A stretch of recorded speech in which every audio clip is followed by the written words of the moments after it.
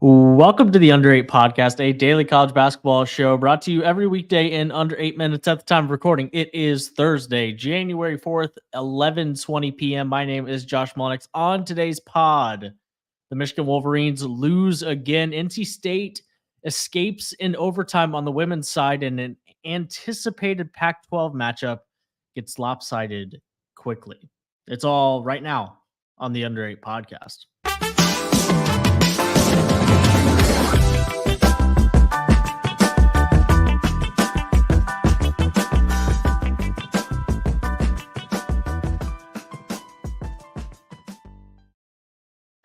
Josh Doering is here with me. Josh, in Ann Arbor on Michigan's home court this evening, the Minnesota Golden Gophers, the now 11-3 and 2-1 in Big Ten play. Golden Gophers 73-71. This came down to the very final possession.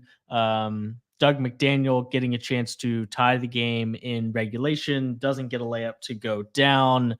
Would have been just his fourth field goal of the game.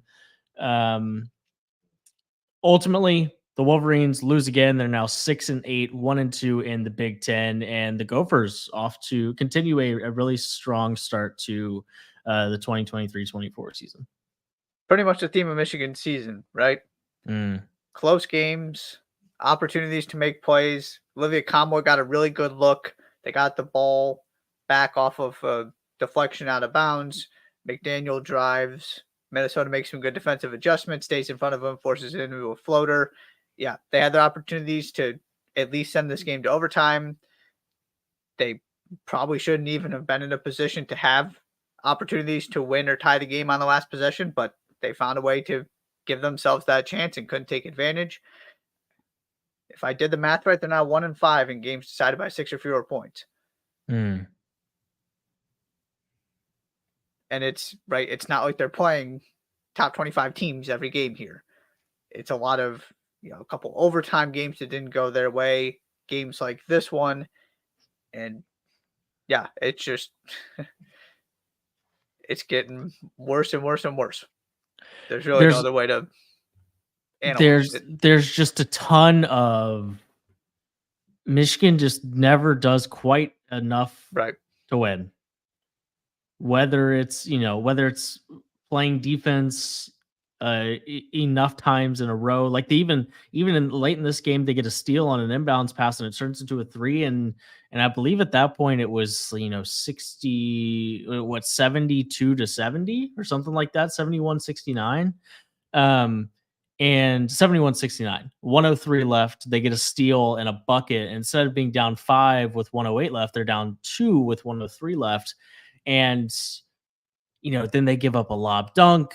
And then even though Elijah Hawkins misses the front end of a 1-and-1, you come down, you're not able to get not able to score on the other end. It's just kind of been the way that it's been all season. Just not quite getting what you need when you need it from the Wolverines. And on the Minnesota side, you said, as you mentioned, 2-1 in the Big Ten. By the way, that's a win over Nebraska, which just continues to look better. A loss at Ohio State, which is not a problem at all. And a road win. Now, is that the toughest 3-game stretch you're going to play in the Big Ten? Absolutely not. It's not the easiest either. No, right. And you can say what you want about the non-conference schedule, and they don't have any terrible losses. They probably have a couple they want back. But when I looked a couple minutes ago, they were right next to Ole Miss in KenPom, which is also a commentary on Ole Miss's strange season. But they are playing much better. It worked to not really challenge yourself all that much and to allow this team to build some cohesion and build some confidence, because it's resulting in really good performances in the Big Ten so far. And whether they can keep this up, we're going to have to see. But the theme we've talked about, I think at least you've mentioned it, is that they are much better than they were supposed to be. Give Ben Johnson credit, give this team credit. They are a real basketball team. Yeah, their 18-point loss against San Francisco from really not having anything to be that concerned with at all. Like that's not a great one. San Francisco isn't horrible, but they're also not a top 100 KenPom team right now. If it weren't for that one, it would be, like you said, a 10-point loss to Ohio State and a 2-point loss at home to Missouri, which also isn't awesome. But it's, when they're playing teams like, Bethune-Cookman, like UTSA, like Arkansas Pine Bluff, like New Orleans, like they're not barely getting by. They're beating these teams like pretty bad, kind of over and over again, which is, I think, an underrated part of the upward trajectory of a program. As Minnesota not in the best place as a program from a success standpoint, but just beating up on mid-major teams, I don't think is unvaluable for a team that's kind of in the place that they are right now in terms of their trajectory. Minnesota 73, Michigan 71. Not a ton going on in the sport from a high level perspective. No massive matchups. There was one that was intriguing that got out of hand quickly that we'll get to here in a moment. But Josh, on the women's side of things, a couple of interesting performances on this particular evening. South Carolina cruises against Florida 89-66, but it's number 3 NC State who moves to 14-0, but they needed overtime to do it against number 22 Florida State. Yeah. You got your top 25 matchup for the evening, right? South Carolina, shockingly, 1-0 in SEC play. Mm-hmm. But Florida State, give them credit. They gave NC State all they could handle. 3 quarters in, NC State had an 8-point lead at home. Florida State wins the fourth quarter by 8, has a chance to win it on the final possession that goes haywire and doesn't end up in anything good. But they were in that position. And it just every time, with the exception of overtime, NC State really did control the overtime pretty effectively. But every time it felt like NC State was going to really close the door, Florida State found a way to kick it back open. And Tania Latson having 30 points, most of those coming in the fourth quarter, very helpful. She was absolutely sensational, much more balanced. Third straight, by the way. Third straight 30-point game. Yeah. Baller. Yeah, baller. NC State, much more balanced. You got 5 players in double figures. Mimi Collins got 9 points, 11 rebounds. Is kind of your 6th person there. That's your main scoring contributions for the game. Yeah, I think this is only the 3rd time in program history they're 14-0. I could have that wrong, but difficult test. Really, really good showing from Florida State. Just ultimately not enough, and NC State is able to survive and keep their undefeated season alive. Outscored the Wolfpack, did Florida State 23-15 in the fourth quarter. Yep. Now, a lot of that has to do with Latson coming alive in a very real way in the fourth quarter, like you said.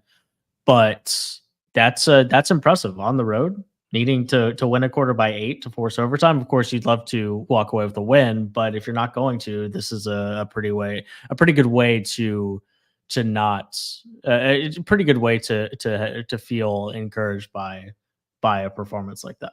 Absolutely.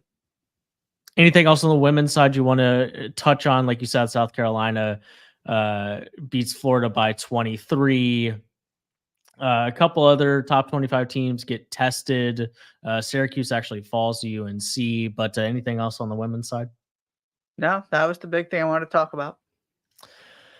Josh, all I ask from the Pac-12 when a game starts at 9:30 on a Thursday night is intrigue. That's all I ask for. That's all I ask for, especially if we've designated it as a topic on this here podcast. And tonight, the Arizona Wildcats and the Colorado Buffaloes, they did no such thing. They did no such thing. This game is wrapping up right now. We're just under 2 minutes. I'm sure the box score here is a couple seconds behind. So at the most, there are 2 minutes left. Arizona is up 89-45 on the Buffs. This is bad. And when it was 60-32, I was like, it can't get that much worse. Well, it's gotten worse. And this must hurt for you as a Buffs believer this year. But more than anything else, are probably on paper the most intriguing game of the night turned out to be incredibly lopsided. Yeah. Well, let's qualify this first. Tristan DeSilva, Cody Williams, did not suit up for Colorado. This was not a full strength Colorado. Semantics. No, I'm just kidding. I'm kidding. they were going to have a chance in this game. KJ Simpson needed to be otherworldly, and he wasn't. They also were. It was very clear how this was going to go about 2 minutes into this game. Yeah. It was over that fast. Weirdly important for Arizona, though, to bounce back from the Stanford debacle, but also you've got this Colorado team that's playing really well despite not being at full strength at home. You have them with 2 key players out. They're already a game ahead of you in the loss column. Mm-hmm. This could have been a catastrophic loss for Arizona in terms of Pac-12 regular season title. Mm. Now, did I ever think they were going to lose this game? No. Did it ever appear they were going to come close? No. But this was they needed to show up and get the job done, and they certainly did that. Early in the season, especially after they beat Duke at Cameron Indoor, we talked a lot about this idea of does Arizona have the best guard room in the country? And whether or not you still believe that, that's exactly what they looked like on this particular night. Kylan Boswell, Pell Larson, Caleb Love, all shooting at least 50% from the field. Larson 8 of 12, Caleb Love 7 of 12. That's 15 of 24. Quick math there for you. The 3 of them combining for 48 points on that kind of efficiency with just 2 turnovers, both of them coming from Caleb Love. That's it's going to be hard for anybody to beat Arizona when those 3 guys are playing like that. Not that anybody else's performance really mattered. I mean, or Umar Bala 1 of 7, but I don't really care. But another night where you're reminded just how many weapons the Wildcats have in the backcourt. Here's the other thing I wanted to get to, and the conclusion I have reached. Sure. You could talk about the defense all you want. Is it a concern? Sure. You should not be ever losing in the way they did to Stanford. They're 12th in Pac-12 defense. Yeah. Thus far at KenPom. When you're talking about national championship, that is a very valid concern and a question that needs to be answered or at least asked. Mm-hmm. There is another theme in their losses, though.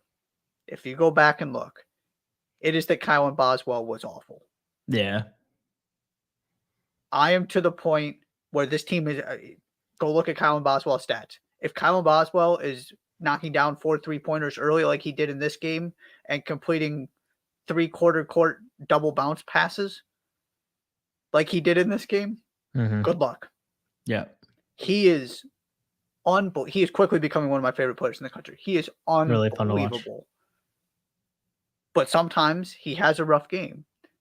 And to me, this can't be a sort of guard by committee thing where sometimes it's Caleb Love, sometimes it's Boswell, sometimes it's Larson. Can you get away with all 3 of them not playing great? Probably most of the time. But Boswell is the engine that makes this thing run. He's the most important player on this team. I'm completely, I don't even know what the word is, invested, sold on him as the thermometer for this team. You look at his stats, it's going to tell. The defense is a problem. He's the guy that makes everyone else better. Yes. Yeah. They can overcome some defensive issues if he is playing like an All-American. And most of the time he does. And the couple times he hasn't this season, I do not believe it's a coincidence. Those are the games they've lost. It's interesting. Arizona is still the 7th ranked defense in the country. Still. Despite giving up in the last month, basically, less than that, the last half of a month. Purdue put up 92 on them. FAU put up 96 on them. They gave up 81 to a Cal team that is 113th at KenPom offensively, and then the Stanford team that is 76th offensively. Of course, absolute just 100 points dropped on your forehead is not good. So that one's a bit head scratching. But then when you check the conference only box on KenPom, it very quickly paints the picture that we've been seeing defensively for Tommy Lloyd's team the last couple weeks. Much better tonight. They were you got to give them credit. They were very good defensively in this game, even though they didn't really need to be because they were just clearly the vastly superior basketball team. Final score, by the way, from the McHale Center, 97-50. Just time to lick your wounds and go back to Boulder. just move on. That's one of those where I'm not even sure you need to watch tape. It's just you know what, we're just gonna put that one in the rear view and keep on trucking. Colorado still 11-3, now 2-1 in conference. They're gonna be just fine. But tonight, I'm not backing down. I believe in this team.